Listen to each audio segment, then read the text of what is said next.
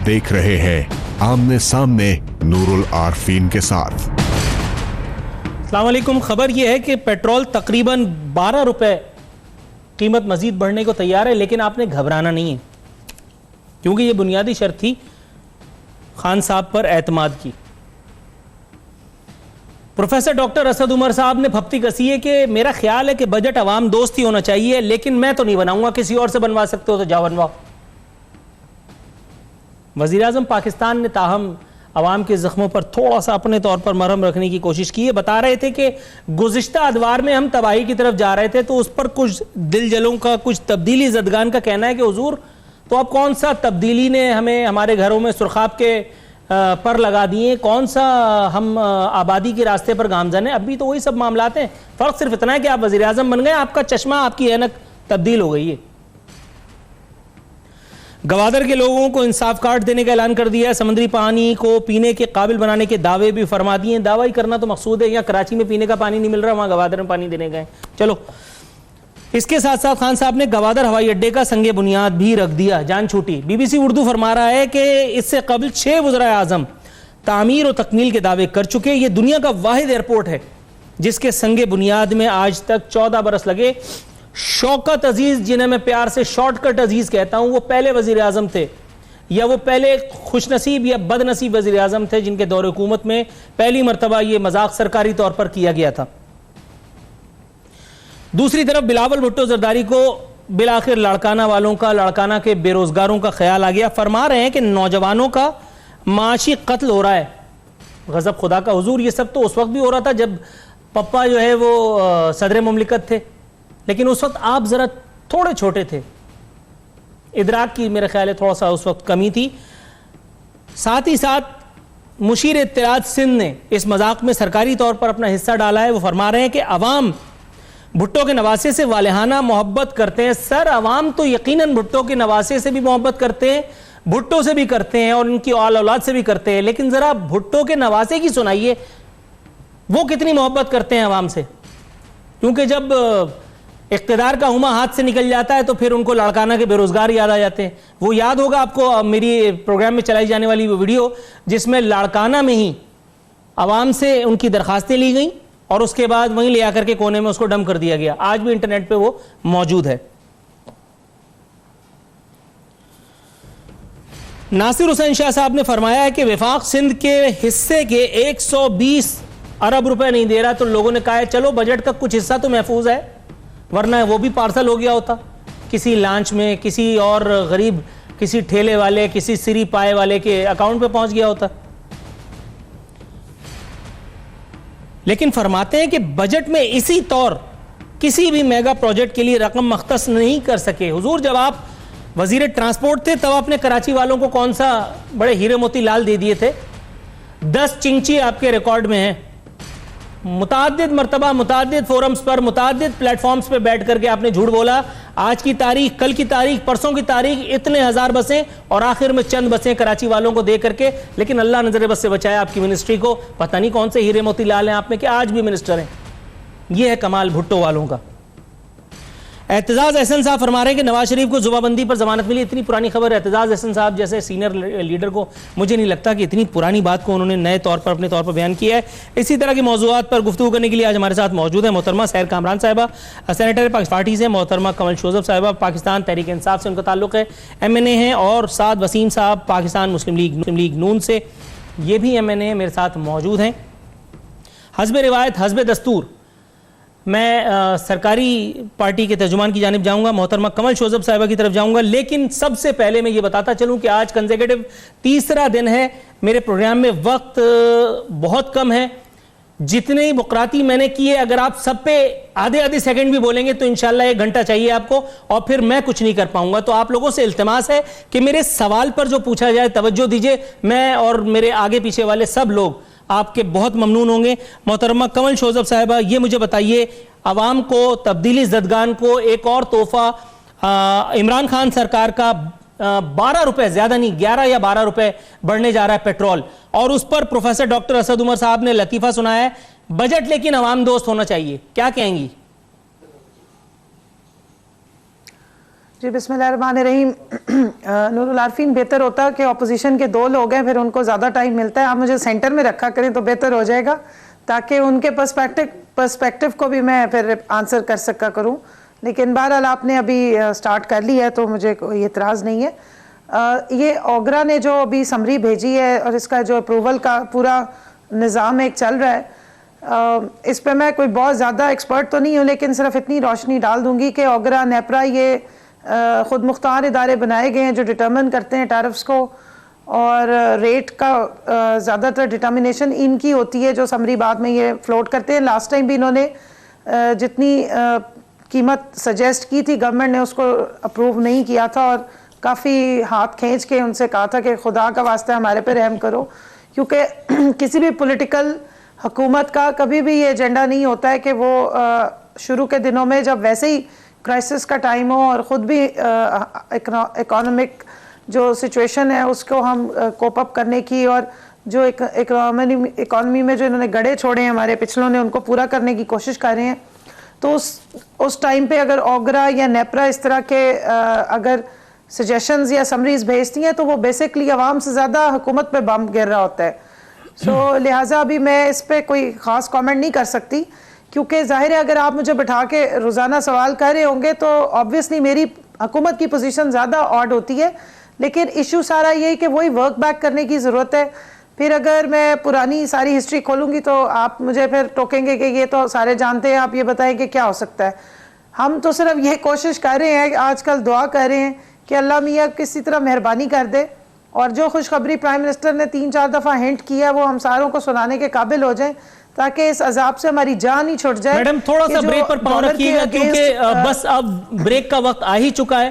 थोड़ा सा मैं चाह रहा हूं कि मैं जरा पीपल्स पार्टी, मुझे आखिरी जुमला कंप्लीट करने दे कि जो डॉलर के अगेंस्ट ऑयल और गैस को हेज किया गया एक जमाने से, उसका आप जाहिर है शिकार होते हैं, और इकोनॉमी की जो सिचुएशन है उसका आउटकम फिर यही है। इसमें अभी फिलहाल दुरुस्त है। मोहतरमा सहर कामरान साहिबा, मैडम ये मुझे बताइए, बिलावल भुट्टो जरदारी को ऐन उस वक्त जब चिड़ियां चुग गई खेत, इतनी जल्दी पता चल गया? जब ट्रेन में से ईंधन खत्म हो गया तब उनको पता चला कि लाड़काना में बेरोजगारी जो है वो फैल चुकी है, आवाम का खासतौर पर नौजवानों का माशी कत्ल हो रहा है। मैडम यहां तो रावी थक के सो चुका है। बिस्मिल्लाहिर्रहमानिर्रहीम। मेरा ख्याल है कि आपको शायद जो है वो आप आज की एक बयान को लेके तबसरा कर रहे हैं। अगर आप पीपल्स पार्टी के इनिशिएटिव्स देखें कि नौजवानों को रोज़गार दिलाने के लिए, तो पीपल्स पार्टी की तो पहली कमिटमेंट पाकिस्तान के अवाम के साथ है। अवाम को रोज़गार देने के लिए पीपल्स पार्टी के प्राइम मिनिस्टर ने इंक्वायरियाँ भुगती हैं, जेल भुगती है। तो हम तो लोगों का तो नारा यही था कि बेनज़ीर आएगी, रोज़गार लाएगी, और वही पैगाम, वही नारा, वही मैनिफेस्टो लेके हम आगे चले हैं। यकीनन बेरोजगारी इतनी ज़्यादा बढ़ी है, लेकिन पीपल्स पार्टी ने अवाम को रोज़गार प्रोवाइड करने के भरपूर इनिशिएटिव्स लिए हैं और रोज़गार दी भी है। ये आप सिर्फ एक बयान उन लोगों के लिए है। यकीनन आप आज देखें कि हमारी 70% आबादी जो है वो यूथ बल्ज है, और जिस तरह से भी लोग इदारों से निकल रहे हैं, तालीम याफ्ता है या रोज़गार कमाने की हद पे पहुंच रहे हैं, उस तरीके से जो है वो रोज़गार के वसाइल पैदा नहीं हो रहे। तो हम तो ये समझते हैं कि ये एक ऐसा जो है इनिशिएटिव पीपल्स पार्टी को लेना है कि ये एक जगह पे आके ठहर ना जाए। हम आज ना कहें कि आज हमने इतनी रोज़गार प्रोवाइड कर दी और कल के लिए कुछ नहीं है। और अभी जो हालिया पॉलिसीज के दौरान बेरोज़गारी बढ़ी है, उसका चैलेंज भी तो तमाम सूबों को ही है, तमाम सूबों ने उसका सामना करना है। और अभी जो बात फरमा रही थी मेरी बहन के जी ओगरा ने सिफारिश की है, ये भी एक नया तरीक़ेकार है कि ओगरा सीधा 12 रुपये बढ़ाने की सिफारिश कर दे और 6 रुपये हुकूमत बढ़ा के कह जी हमने तो आपको रिलीफ दे दिया। रिलीफ कहाँ दिया? आपने हमारी सांसें भी गिरवी रख दी और रोज़ बरोज़ मुश्किलात में इजाफा किया। फिर कहते हैं अवाम की चीखें निकलेंगी। अवाम की चीखें नहीं निकलेंगी तो क्या होगा? कभी एक टैक्स बढ़ता है, कभी दूसरा टैक्स बढ़ता है। आपकी कारोबारी ज़िंदगी जो है वो बिल्कुल स्टैंड एंड स्टिल है। आपके ना लोगों का ट्रस्ट है, ना ब्यूरोक्रेसी का ट्रस्ट है। आपकी जो है वो रियल एस्टेट मार्केट हो या इवन मीडिया इंडस्ट्री हो या कोई और इंडस्ट्री, चाहे वो एक्सपोर्ट्स हो, हर चीज़। मैडम मीडिया इंडस्ट्री का तस्करा अगर आप ना करती तो मैं इंटरवीन नहीं करता। यहाँ आंखों में कुछ आंसू आ गए जिन्हें पोंछने की जरूरी ज़रूरी है कि मैं वक्फे पर चले जाऊं ताकि लोग मुझे रोता हुआ ना देख सकें। मीडिया एंड मसाइल पर तो मेरा ख्याल है कि कई सीरीज ऑफ प्रोग्राम्स हो सकती हैं। नाजरीन, यहाँ वक्त हुआ है प्रोग्राम में एक मुख्तसर से कमर्शियल ब्रेक पर जाने का।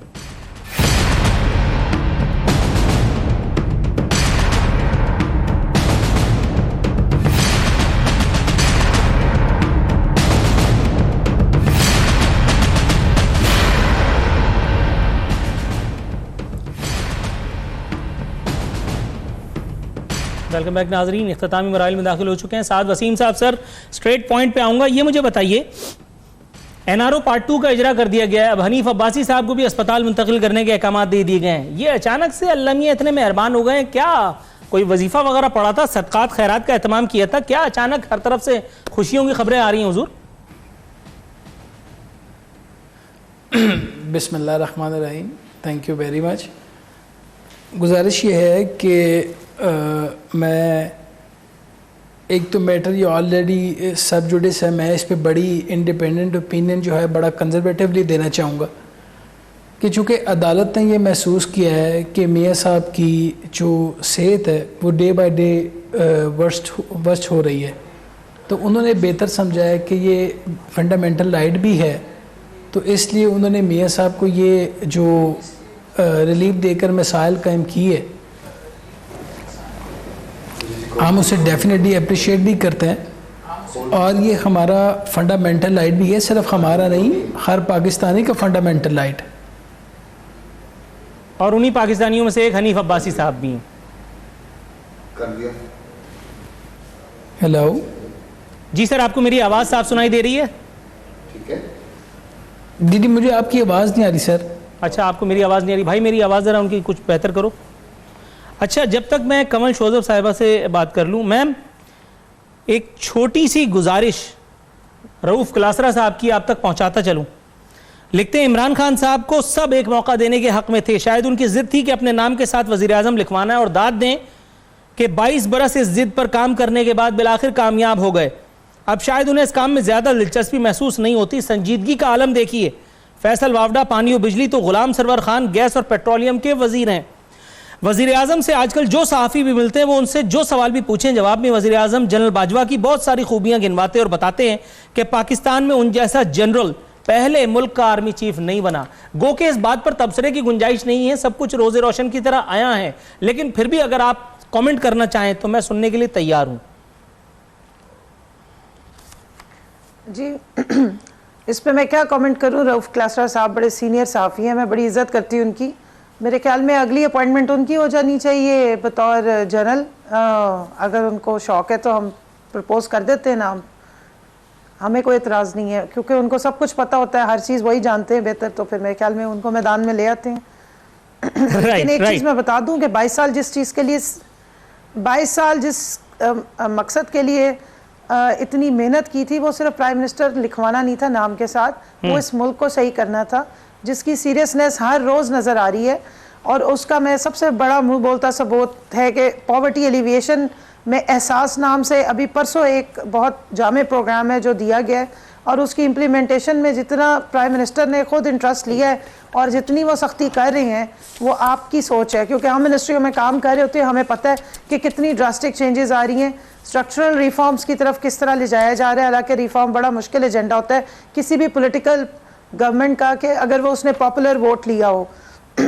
उसके अलावा जो बहुत सारे इश्यूज हैं, जैसे आपकी खारजा पॉलिसी थी जो कभी नजर नहीं आई। मैडम थोड़ा सा तवक्कुफ फरमाइएगा, थोड़ा सा तवक्कुफ फरमाइएगा, ये जरा थोड़ा सा तोहफा और नजर जरा पेश है, सुन लीजिए। हुकूमत में किसी को वजीर बनवाना हो तो बहुत से काम किए जाते हैं। अभी एक अहम वजीर के बारे में पता चला है कि वो एक खातून को गुर्बत की नई वजारत के हवाले से इमरान खान का मुशीर लगवाने चाहते थे, लिहाजा एहसास प्रोग्राम की कहानी बनाई गई। जी मैम, यही कह रही थी आप, गुर्बत दूर करने के लिए वज़रा की? देखिए, वज़रा की गुर्बत दूर करने की तो ज़रूरत नहीं है, लेकिन इस आवाम में जो 41% स्टंटिंग का शिकार हैं बच्चे, जो 24% वो लोग हैं जिनको सिर्फ एक वक्त का खाना मिलता है, उनके लिए गुर्बत दूर करने का एक जामे प्रोग्राम बनाया जा रहा है और उस पर अमल अब बनाया जा चुका है और उस पर अब अमल करने की तरफ हम जा रहे हैं। एहसास कभी मेरे ख्याल में किसी ने किया नहीं, और अगर कोई कर रहा है तो उसका भी एहसास करना चाहिए। जितनी सीरियसनेस इमरान खान साहब एज़ वज़ीर आज़म इस मनसब पे बैठने के बाद शो कर रही है। आज तक मैंने तो नहीं देखा राइट मैम, आपने नहीं देखा।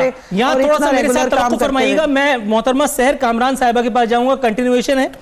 मैडम, कमल शोजब साहिबा को इतनी सीरियसनेस पहले कहीं नजर नहीं आई। मेरे सामने जो खबर है वो कुछ और कहानी बता रही है। गो के मैं कल इस पर बात कर चुका हूं, लेकिन अब लाजिम है कि इस पर मजीद बात की जाए। समंदर में तेल कबल अज वक्त शोर शराबा, हमारे वजीर आज़म मैडम बहुत होगी तो मैं बात नहीं कर पाऊंगा, थोड़ा सा तवक्कुफ फरमाइएगा, मैं बहुत मशकूर हूँ। मैं ये कह रही हूँ कि सीरियसनेस होती तो ये हालात ना होते। जी मैडम, थोड़ा सा तवक्कुफ फरमाइएगा आप दोनों से। बहुत इंपॉर्टेंट पॉइंट मैडम, थोड़ा सा बहुत इंपॉर्टेंट पॉइंट आपने रेस किया है। नहीं, रेस करने की कोशिश कर रहा हूं, जरा तवक्कुफ फरमाइए। जी, हमारे वजीर आज़म पाकिस्तानियों की खुशी और खुशहाली के लिए बड़े बेचैन हैं और इसी बिना पर वो समंदर में तेल और गैस की तलाश के लिए खोदे जाने वाले कुएं नंबर 1 के बारे में पुरजोश और पुरुमीद नजर आ रहे हैं। ताहम इस ज़िम्न में जल्दबाजी उनके मनसब के शायान शान नहीं। ये तो बहुत तरीके से बहुत आजजी और इनकिसारी के साथ मसूद अब्दाली साहब ने जान छुड़ा ली। लेकिन कल जो बाईलाइन हमने अपने प्रोग्राम में शेयर की थी, मुल्क के एक बड़े रोजनामे का हिस्सा थी, उसमें यह बताया गया है कि पेट्रोलियम हुक्काम ने सर पकड़ लिया है कि वजीर आज़म को ये मुखबिरियां कौन कर रहा है, या ये कहां से उनके ऊपर इस किस्म के इल्हाम हो रहे हैं अल्लाह माज़ल्ला, कि जो हम भी नहीं जानते, जो टेक्निकल लोग हैं वो नहीं जानते। तो कल जो मेरे प्रोग्राम में गेस्ट थी, उन्होंने जवाब ये दिया था, मोहतरमा सादिया जावेद साहिबा ने, कि पेट्रोलियम हुक्काम को थोड़ा सा प्रोफेशनली साउंड होना चाहिए, कम से कम उतना जितना वजीर आज़म पाकिस्तान है। इस लतीफ़े पर जरा तबसरा फरमाइएगा। बात ये नूरुल आरफीन, मैं तो खुद हैरत और शशपंज में थी कि मुतलका हुक्काम इस बात से जो है ला इल्म है कि ये कितनी खुदाई हो चुकी है और कितनी होने वाली है और कौन से ज़खायर निकले हैं और कौन से ज़खायर निकले हैं। लेकिन वज़ीर आज़म साहब वो कहते हैं ना कि वो हज़ारों ख्वाहिशें ऐसी कि हर ख्वाहिश पे दम निकले। यहाँ ये है कि हज़ारों प्रोग्राम ऐसे कि हर प्रोग्राम पे दम निकले और हज़ारों दावे ऐसे कि हर दावे पे दम निकले। दम अवाम का निकल रहा है, सिसक रहे, इसलिए कि अभी तो पीपल्स पार्टी की 11वां साल नहीं है, लेकिन प्लीज पीटीआई का पहला साल। मैंने आपकी बात में दखल अंदाजी नहीं की मोहतरमा, आप जरा खामोश रहिए और तहम्मुल से सुने, इसलिए कि इस पे तशवीश है। एक के बाद एक इस किस्म का स्टंट कौम बर्दाश्त नहीं कर सकती। कौम सिसक रही है महंगाई से, टैक्सों के बोझ से। सिर्फ ट्रेन पे चढ़ा हुआ स्टंट देख सकती है और कुछ भी नहीं। आप जरा सिंध का तो जवाब दे दे, आपकी हुकूमत है 11वें साल से। आप मेरी आपकी बात में मुदाखलत मैंने नहीं की, आप हुकूमत है सिंध में, तो जरा तहम्मुल से सुने। सिंध में आप हुकूमत है, हुकूमत का ये मतलब नहीं। बिलावल साहब की स्टेटमेंट्स में भी कोई सॉलिड जवाब दे दे, तशवीश हमें भी बहुत है। आप तहम्मुल से सुने, इंतहाई संजीदा सब्जेक्ट है, इंतहाई संजीदा सब्जेक्ट है, क्योंकि मैडम थोड़ा सा अगर आप दोनों ख़वातीन तहम्मुल का दामन थामे तो मेरे जो तीसरे मेहमान है वो ये संजीदा गुफ्तगू सुनते सुनते रंजीदा हो गए। थोड़ा सा तवक्कुफ फरमाइएगा मैडम। मैं साद वसीम साहब के पास चले जाऊं, मैं आप लोगों से इल्तमास करता हूं, मुझे थोड़ा सा टाइम दीजिएगा। मोहतरम साद वसीम साहब भी मेरे साथ मौजूद हैं, मैं उनको यकीन दिला दूं कि वो हमारे प्रोग्राम का हिस्सा है। एक जरा मेरा पॉइंट ले लीजिए मैडम, मैं आपकी तरफ आता हूं। अगर आप मुझे मौका देंगे तो मैं यकीन दिला सकता हूं, अगर मोहतरमा मौका देंगी तो। और उनकी जवाब वही रह जाते हैं। सर, सरकार की खिदमत में मैं जरा थोड़ा सा अर्ज कर लूं मोहतरमा कमल शोजब साहिबा की। मैडम, मैं आपकी तरफ आता हूं। साद वसीम साहब, सर ये बताइएगा, ये NRO 2 का इजरा जो हुआ था, जिसका सवाल मैंने पूछा था, अगर आप अब मुझे वाज़ेह तौर पर सुन सकते हैं तो ये बताइए, NRO पार्ट 1 जो नवाज शरीफ साहब को यानी दिया गया लोगों की नज़र में, और अब NRO पार्ट 2 जो हनीफ अब्बासी साहब को दिया गया। हनीफ अब्बासी, अगर आप गोल करना भी चाहें तो आपको इजाजत है। सर ये कोई NRO नहीं है। हनीफ अब्बासी साहब का भी मैटर जो है वो अदालत में चल रहा है। अदालत ने जो मैंने आपसे पहले भी अर्ज की है कि ये मैटर सब जुडिस है, मैं इस पर ज़्यादा बात नहीं करना चाहता। चलें इसी बात पर बात कर लीजिए। एतजाज एहसन साहब ने जो फरमाया था कि मियां नवाज शरीफ साहब को चुप रहने का अजर मिला है, जिस पर हमने कल के प्रोग्राम में भी बात की थी कि वालदा मौजमा की इंटरवेंशन के बाद वज़ीर-ए-आज़म नवाज शरीफ, साबिक वज़ीर-ए-आज़म नवाज शरीफ साहब को कन्विंस करने में कामयाब हुए शहबाज शरीफ साहब, तब जाकर के उनकी जान छूटी है और फिर उनको जमानत मिली है। क्या कहेंगे सर, इस पर तो तबसरा कीजिए, वरना क्या मजा आएगा फिर। सर मुझे सर आपकी बिल्कुल भी आवाज़ नहीं आ रही, मैं आपका कोई भी सवाल सही से सुन नहीं पा रहा। आप जरा क्वेश्चन दोबारा रिपीट कर दे सर प्लीज। भाई टेक्निकल वालों, मैं क्वेश्चन रिपीट कर दूं? सर आप मुझे अब सुन सकते हैं? मुझे बताइए ताकि फिर मैं आप जौन सा मर्जी सवाल पूछे, जो आपकी मर्जी है, मगर मुझे आपकी आवाज नहीं आ रही तो मेरी मर्जी चल नहीं रही ना। Respond you in that way. अच्छा चलें, मैं दोबारा पूछता हूं, मियां नवाज शरीफ साहब को चुप रहने का अजर मिला है जमानत के तौर पर, आप कुछ फरमाइए सर। ये आपका ख्याल ही, ऐसी कोई बात नहीं है। सारा मैटर जो हम इंशाल्लाह अदालतों से हमें उम्मीद है कि इंशाल्लाह इंसाफ होगा। आप बेफिक्र रहें, जब मौका आएगा, नेशनल इंटरेस्ट की बात होगी तो डेफिनेटली विल रिस्पॉन्ड। मियां साहब बात करते रहेंगे। सर ज़बरदस्त, थैंक यू सो मच। अच्छा मोहतरमा कमल शोजब साहिबा, ये मुझे बताइएगा, बहुत सारी बातें हुई, बहुत सारे इस वक्त थोड़ी देर पहले वज़ीर आज़म पाकिस्तान गवर्नर हाउस कराची में कदम रंजा फरमा चुके थे। गवर्नर साहब की मौजूदगी में कुछ तरक्याती कामों की सदा सुनाई दे रही थी। टिकर पढ़े तब मैंने मालूम किया कि कराची में कुछ तरक्याती काम चल रहे हैं। एक तो तब्दीली सरकार करा रही है और दूसरा ये हमारी मुराद अली शाह सरकार करा रही है। हालांकि कराची वाला, वो कराची वाला जो दिन रात सड़कों पर चल फिर रहा है, ख्वार हो रहा है, जिंदगी के धक्के खा रहा है, उसको प्रैक्टिकली नहीं पता। तो ये खान साहब किस तरक्याती मंसूबे के बारे में बात कर रहे थे जो ऑन ग्राउंड कहीं नजर नहीं आ रहा?